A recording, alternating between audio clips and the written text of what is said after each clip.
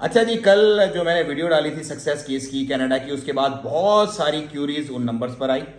और क्यूरीज क्या थी? 4 मेन क्यूरीज थी लोगों की। मैं आसान उर्दू में ये वीडियो बनाऊंगा क्योंकि बहुत सारे ऐसे लोग थे जिनको बेचारों को पढ़ना लिखना भी नहीं आता। वो भी पूछ रहे थे कि भाई क्या क्या चाहिए और कितनी इसकी फीस है, टाइम कितना है, और अगर साथ कुछ फैमिली कंबाइन में जा रही है तो उसकी क्या तरतीब है। वीडियो को आखिर तक देखिएगा, पूरी डिटेल आपको इंशाल्लाह मिल जाएगी कनाडा वीजा के पॉइंट ऑफ व्यू से।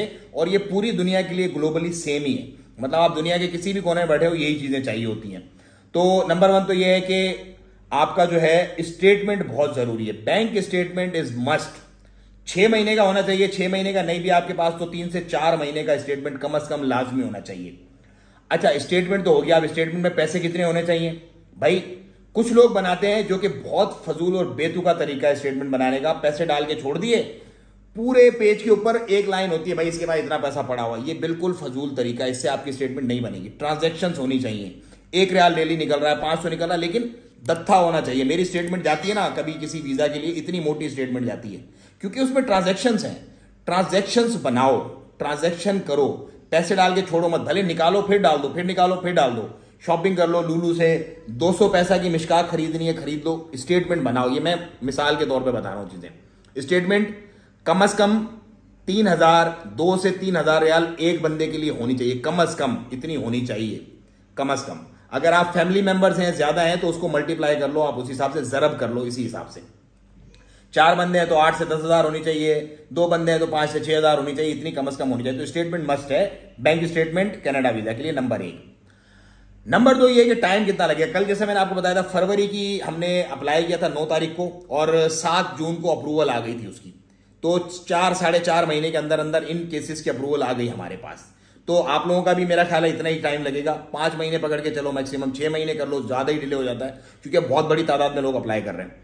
6 महीने के अंदर अंदर आपकी अप्रूवल आ जाएगी। विजिट वीजा की बात कर रहा हूं। और अब पीआर शियार फजूल है, पीआर के चक्कर में आप लोग पढ़ो ही मत। विजिट वीजा पे जाओ, वहीं पे स्टेटस चेंज हो रहे हैं क्योंकि अब इजी हुआ है वहां पे मामला, और ये सस्ता भी है। नंबर 3 भाई, कॉस्ट कितनी पड़ेगी। देखो भाई, इसकी जो कॉस्ट आपको पड़ेगी वो 350 रियाल ओमानी पड़ेगी, जो चार्जेस हैं।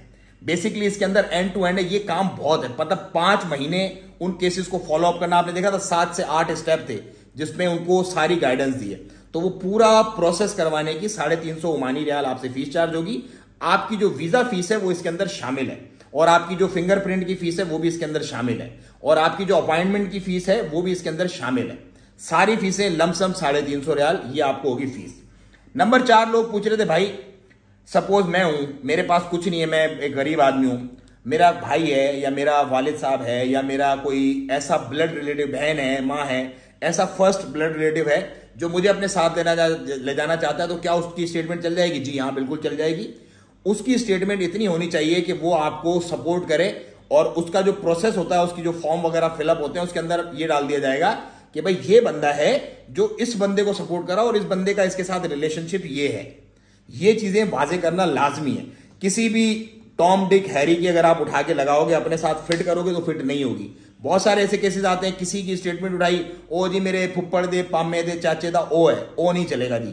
ਤੁਹਾਡਾ फर्स्ट ब्लड रिलेटिव होना चाहिए लाजमी। फर्स्ट ब्लड रिलेटिव अगर नहीं होगा आपका, इट वॉन्ट वर्क। अच्छा जी, ये तो हो गए 4 सवाल। अब 5वां सवाल ये है कि हमें इंग्लिश नहीं आती, हम क्या करें? कोई फर्क नहीं पड़ता, आपको इंग्लिश नहीं आती। इस वीजा की सबसे अच्छी बात क्या है? इसमें इंटरव्यू नहीं होता। यूएस का वीजा दुनिया का सबसे मुश्किल वीजा मैं इसलिए कहता हूं कि वो आपको 30 सेकंड के अंदर जज करते हैं। आप जाके सामने खड़े होते हो ना खिड़की में इंटरव्यू देने के लिए, आप कोई रईस के बच्चे हो, आप अरबपति हो, आप कोई कुछ भी हो, आप वो 30 सेकंड में अगर आपको उनको लगा कि आप काबिल हो हमारे मुल्क को घूमने के, तो आपको वीजा देंगे। अदरवाइज ऐसे ऐसे अरबपति लोगों के वीजा रिजेक्ट हुए, अरबपति लोगों के, और उल्टे लटक गए। वो एक भाई था मेरा, अब पता नहीं करना चाहिए नहीं करना चाहिए, कहीं पिशावर का बंदा, 6 दफा उसका वीजा रिजेक्ट हुआ है। उसको भी वो खान साहब है, कह रहे बिलाल भाई मैं इस मुल्क में जाके रहेगा। लगा हुआ है बेचारा, लगा हुआ है। हम उसको जो सपोर्ट कर रहे हैं वो कर रहे हैं उस हिसाब से। 6 दफा हमसे नहीं हुआ, हमसे अभी पहली दफा करवाएगा वो, पहले कहीं 6 दफा हुआ। तो ये उसका मामला है। लेकिन कनाडा में ऐसा नहीं है। कनाडा में कोई इंटरव्यू नहीं है। जो पेपर आपका बनेगा, केस आपका बनेगा, उस पर सारी आपकी डिसीजन आएंगे। ऑफकोर्स उसके अंदर कुछ चीजें होती हैं, आगे पीछे होती हैं। एक और चीज इसके अंदर बड़ी मैटर करती है, और वो है कि आपकी अरबाब की एनओसी। अरबाब की एनओसी का अगर एडिशन आप डाल देते हो तो वेल एंड गुड है। वेल एंड गुड है। अगर आपके पास नहीं भी है अरबाब की एनओसी, डजंट मैटर, कोई फर्क नहीं पड़ता इससे। आपके पास है तो ये वैल्यू ऐड करेगी आपकी एप्लीकेशन में, अगर आपके पास नहीं है तो कोई फर्क नहीं पड़ता। इसलिए मैं कहता हूं कि अपनी कंपनी बनाओ। मुझे आज चाहिए एनओसी, में यहां ड्रॉर से अपना लेटर हेड निकालूंगा, यहां पे अपने बंदे को बोलूंगा भाई एनओसी टाइप करेगा, इधर आएगा, ठप्पा मारूंगा, अपना साइन करूंगा, ये लो एनओसी। इसलिए मैं आपको बोलता हूं अपनी कंपनियां बनाओ, अपने अरबाब खुद बनो, ताकि आपको किसी की मोहताजगी ना हो। तो ये उम्मीद है आपको सवालों के जवाब मिल गए होंगे, क्लियर आसान उर्दू में मिल गए होंगे। फिर भी मैं कोशिश करूंगा इस टॉपिक पे मजीद और वीडियोस बनाऊं ताकि मजीद क्लैरिफिकेशन आप लोगों को मिले। इंफॉर्मेशन होनी चाहिए आपके पास, आप करवाओ या मत करवाओ डजंट मैटर। मेरे पास क्या है, कुछ भी नहीं, सिर्फ नॉलेज है जो कि घूम घूम के चीजें कर करके आती है, वो मैं आप लोगों से शेयर करता हूं। और जो अच्छी अपॉर्चुनिटी आती है, सक्सेस रेट जिसका हाई होता है, मैं चाहता हूं मेरे मुल्क के जो लोग हैं, हालात आपको पता है आजकल कैसे चल रहे हैं, मामला कैसे चल रहे हैं, वो बाहर जाएं, डॉलरों में पैसा कमाएं, अपने और अपने बच्चों का इज्जत का रोजगार करें, हक हलाल का। कोशिश आप लोग जरूर करें। देखो वीजा की इसके अंदर कोई गारंटी नहीं है, वीजा मैंने आपने नहीं देना है, जिससे आप करवा रहे हो उसने नहीं देना। वीजा आपको इशू करना है कॉन्सुलेट ने, जो कि अबू धाबी के अंदर एम्बेसी है, और सऊदी अरब के अंदर जो एम्बेसी, यहां से पेपर आपके अबू धाबी जाते हैं। कनाडा के अंदर ये प्रोसेसिंग भी नहीं होती, अबू धाबी में सारी प्रोसेसिंग होती है।